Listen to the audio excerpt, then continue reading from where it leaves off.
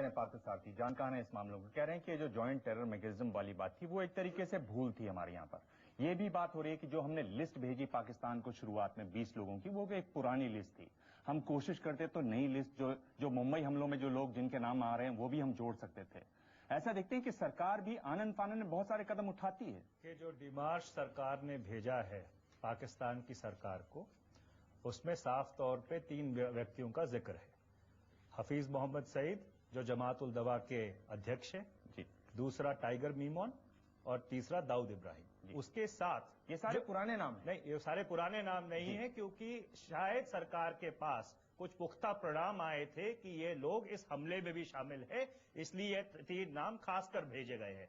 इसके साथ साथ जो पुराने नाम थे उनको रिट्रीएट किया गया है। पर मैं आपको एक बात कहना चाहूंगा कि देखिए, सवाल आज ये है कि पाकिस्तान का दिवालिया निकला हुआ है।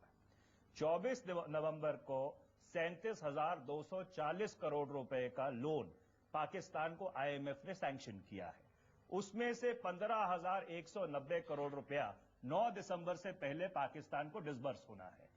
जितने राष्ट्र हैं जिनके लोग इस हमले में मारे गए हैं, उन सबको इकट्ठा करके हमको आईएमएफ के पास जाना चाहिए, इनके ऊपर इकोनॉमिक स्क्वीज लगानी चाहिए। इसके साथ साथ प्रेसिडेंट बराक ओबामा ने एक बात कही थी कि जो 58,800 करोड़ रुपया पिछले 6 वर्ष में अमेरिका ने पाकिस्तान को दिया है आतंकवाद के खिलाफ लड़ाई लड़ने के लिए, उसका हिसाब किताब पाकिस्तान को अमेरिका को देना चाहिए। तो जब तक एक तरफ से आप इकोनॉमिक स्क्वीज नहीं लगाते, दूसरी तरफ से जो संयुक्त राष्ट्र है उसके पास जाकर जो इनके आतंकवादी मंसूबे हैं उनके प्रमाण नहीं रखते, और साथ साथ एक इंटरनेशनल कोएलिशन में आप शामिल नहीं होते जो उन इलाकों में जहां पे पाकिस्तान की सरकार कहती है कि हमारी रिट नहीं चलती, तब तक आतंकवाद से लड़ना मुश्किल होगा। और ये बात जो है, ये मैं कांग्रेस के प्रवक्ता के नाते नहीं कह रहा, एक भारतीय होने के नाते कह रहा। तो पुलिस में हमने देखा कि करीब 6 अरब डॉलर की बात हुई है, जो पता नहीं कहां चला गया। ऑडिट रिपोर्ट वाकायदा मौजूद है इस पर पेंटागन। पाकिस्तान ने इसका दुरुपयोग तो जरूर किया है, उसमें कोई संदेह नहीं है, उसका हिसाब लेना चाहिए। मगर सैंक्शंस के बारे में मैं सिर्फ ये कहूंगा कि पाकिस्तान की जनता और पाकिस्तान की सरकार में हमको फर्क करना चाहिए प्लीज। जो पाकिस्तान की जनता, इसकी आवाम है, वो इसमें शामिल नहीं है।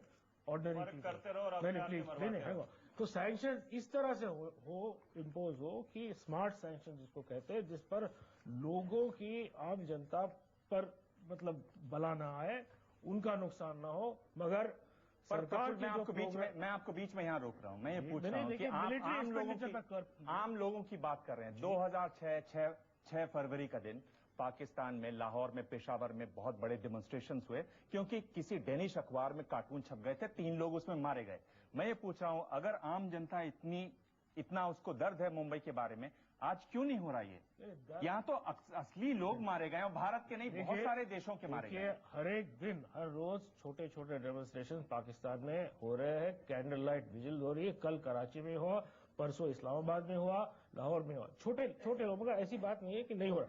वो बात छोटे, देखिए, अगर वो प्रोटेस्ट करे या ना करे, उनका अगर दोष नहीं है आवाम का, तो उन पर पनिशमेंट कोई देना ये गलत होगा।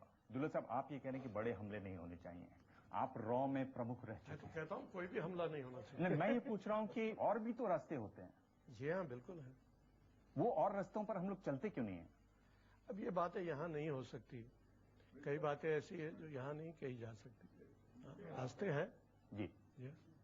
मुकाबला जारी है। आप भी अपनी राय भेजें। अगले दौर में हम सीधा सवाल पूछेंगे, क्या पाकिस्तान में जो आतंकवादी कैंप हैं उन पर हमला करना चाहिए? क्या ये संभव है? आप भी अपनी राय MU के लिखत 56388 पर